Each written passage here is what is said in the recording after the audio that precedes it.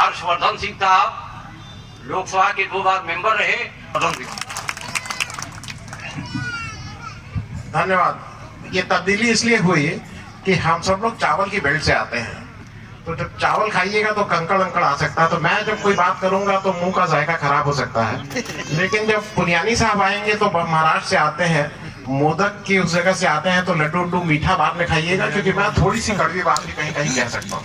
तो इसलिए शायद मैंने उनसे आग्रह किया कि अध्यक्षता के नाते पहले मैं पहले बोल लूं।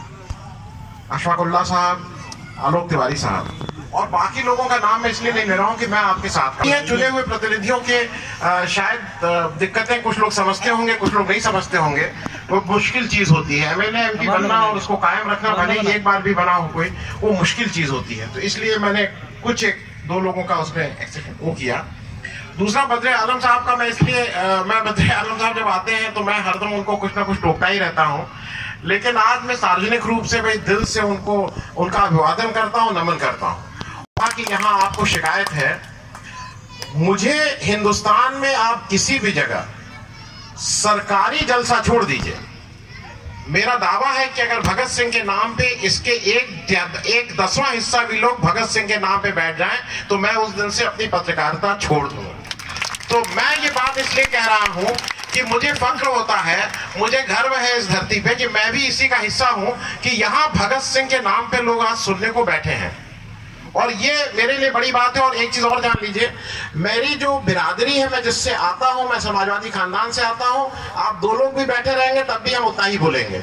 और अगर आप मैं ये बात इसलिए कह दे रहा हूं कि भगत सिंह की बात है तो राम पुनियानी साहब भी ऐसे हैं कि आप 4 लोग भी बैठे रहेंगे तो अपनी बात पूरी सुनाएंगे। कर रहा हूं कि वो थोड़ी आजकल है ना कि वो मेरा तुम्हारा, मैं हिंदू तुम मुसलमान, मैं बड़े जात तुम छोटी जात, वो मेरी जात से आते थे। जात जब मैं बोल रहा हूं तो मैं पत्रकार बिरादरी की बात बोल रहा हूं। ये आप लोगों में से मालूम नहीं कितने लोगों को हो था। 4 पत्रकार और एक ऐसा आदमी जो 4 भाषाओं में लिख सकता था, पढ़ सकता था, बोल सकता था, हिंदी, गुरमुखी, अंग्रेजी और उर्दू। ये 4 भाषाओं में बोल सकता था, लिख सकता था, पढ़ सकता था। उनकी पहली जो नौकरी थी वो प्रताप, और जिसका हम लोगों को फक्र है कि उत्तर प्रदेश में पहली नौकरी कानपुर में उन्होंने प्रताप, जो एक गणेश शंकर विद्यार्थी का बहुत प्रतिष्ठित अखबार था, हम लोगों के लिए जो पत्रकार है उनके लिए गणेश शंकर विद्यार्थी। ये मैं बात इसलिए आपसे बता रहा हूं कि कहीं ना कहीं वो पत्रकारिता जब उन्होंने शुरू की, और जो बेगम सबीना ने, और बेगम सबीना से ज्यादा जो भगत सिंह जी के भतीजे थे, ये भगत सिंह की शहादत दिवस के साथ साथ 2-3 नाम लेना और जरूरी है। वो 2-3 नाम सुखदेव ठाकुर साहब और शिवदत्त राजगुरु और बटुकेश्वर दत्त जी का। बटुकेश्वर दत्त जी का नाम इसलिए नहीं आ पाता है क्योंकि 3 लोगों को फांसी हुई थी। बटुकेश्वर दत्त दिल्ली में जब बम फेंका गया था तो भगत सिंह और बटुकेश्वर दत्त एक साथ थे। बटुकेश्वर दत्त का मुकदमा आसफ अली ने लड़ा था, और भगत सिंह ने कहा था मैं अपने मुकदमे की पैरवी खुद करूंगा। ये स्ट्रेटेजी थी भगत सिंह की। कभी समय मिलेगा तो इस पर लंबी बात करेंगे भगत सिंह की इन बातों पे। और एक चीज और मैं याद दिलाऊं, पे छोड़ने जाते हैं, कहीं जाता रहता है तो पानी की बोतल लेके अंदर रख देते हैं 23-24 साल के लड़के को, वो कहते हैं कहीं उतरना मत। और 22-23 साल की उम्र में वो नौजवान इस देश के लिए अपना बलिदान कर चुके थे। ये बात इसलिए समझना जरूरी है कि वो केवल अपने घर तक सीमित नहीं रह गई थी, उनकी दृष्टि एक बड़ी दृष्टि थी। और कुछ चीजें इसलिए जानना जरूरी है कि बहुत से लोगों को ये लगता है कि भगत सिंह का रास्ता हिंसा का रास्ता था, गांधी का रास्ता अहिंसा का रास्ता था, दोनों अलग अलग रास्ते पे चलते थे। बेगम सबीना ने बताया कि जब शुरू में आए तो वो कांग्रेस अधिवेशन भी उन्होंने अटेंड किया था, गांधी जी के साथ भी थे। और एक सबसे बड़ी बात समझ लीजिए, जब वो जेल में थे, मालूम नहीं आप लोगों में से ये बात कितने लोगों को मालूम है, उस समय जो आमरण अनशन उन्होंने, वो 112 दिन का वर्ल्ड रिकॉर्ड आज भी है। 112 दिन का वर्ल्ड रिकॉर्ड है, दुनिया में कहीं पे भी आमरण अनशन 112 दिन तक किया था। 15 जून से शुरू हुआ, 15 जून 1928 से, और खत्म हुआ 4 अक्टूबर को। 5 अक्टूबर को खाना खाया था। इस बीच जतिन दास की वो एक लंबी कहानी है, कभी आप या तो मेरे YouTube चैनल पे भी देख सकते हैं, मैं वैसे भी कभी और अगर वक्त रहा तो उस पर बात करूंगा। और ये में बड़ा एटम बम था, वो गांधी जी की जब कोई दिक्कत होती थी वो अनशन पे जाते थे। और जब उस जेल के अंदर भगत सिंह को अपनी बात अंग्रेजों तक पहुंचाने की बात थी तो उन्होंने भी उस गांधी के हथियार का ही इस्तेमाल किया था। एक चीज और जरा समझ लीजिएगा, क्योंकि ये कुछ चीजें जानना समझना जरूरी है। आज हम ये कहते हैं कि उस पार्टी के हैं, हम लोग पार्टी की बात न करें, उस पार्टी के हैं।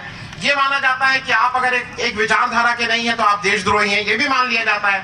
अगर आप ऐसे रंग के कपड़े पहनते हैं तब भी आप देशद्रोही हैं। ये सारी बातें हो रही हैं। एक ध्यान रखिएगा, भगत सिंह ने जो सैंडर्स को जो मारा था वो आप लोगों में से किसका बदला ले रहे थे? कुछ अंदाज है किसका बदला ले रहे थे? लाला लाजपत राय। आप लोगों को, और ये सब मैं जब सारी बातें कह रहा हूं ये लिखित बातें हैं।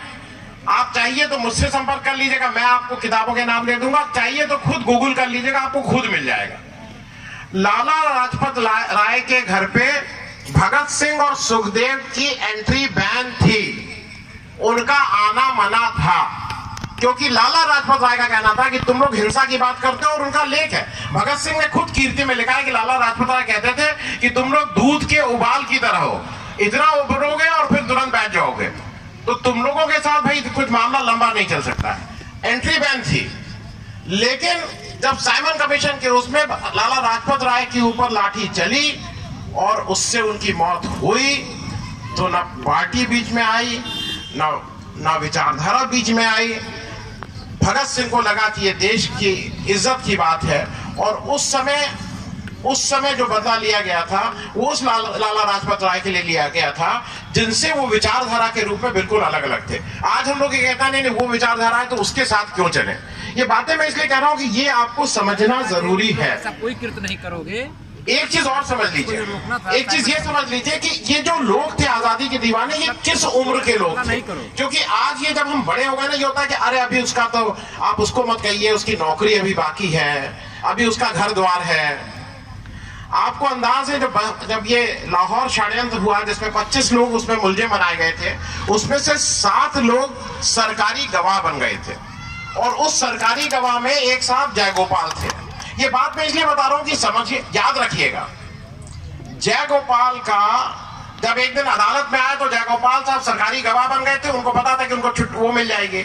18 लोग इधर थे जिसमें भगत सिंह, सुखदेव, शिव वर्मा, ये सब लोग थे। तो जयगोपाल अपनी मूछें ऐंठते हुए आए। उनको लगा कि अब ये मूछें ऐंठ रहे थे। और वहां 3 जज हाईकोर्ट के थे, 2 अंग्रेज और 1 हिंदी के जज। 3 जज हाईकोर्ट के थे। उसमें एक क्रांतिकारी था प्रेमनाथ, उम्र 15 साल, लाहौर षड्यंत्र का अभियुक्त। आज 18 साल की कम उम्र में लोग इस देश के कानून में रेप करके, मर्डर करके छुट्टी मिल जाती है। 3 साल बाद उनको कह दिया जाता है कि नहीं ये जुवेनाइल है, ये छोटा है, इसको छोड़ दिया जाए।